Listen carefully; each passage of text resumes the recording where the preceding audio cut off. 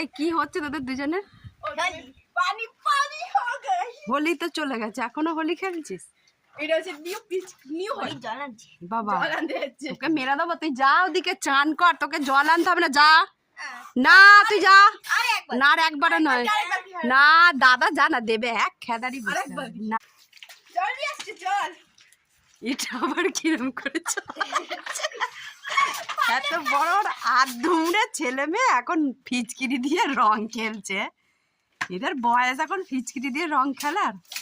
বাবাই বাবাই বাবা, দেখ আমারে রুকুম না, দাঁত চালানো বেরিয়ে যাবে।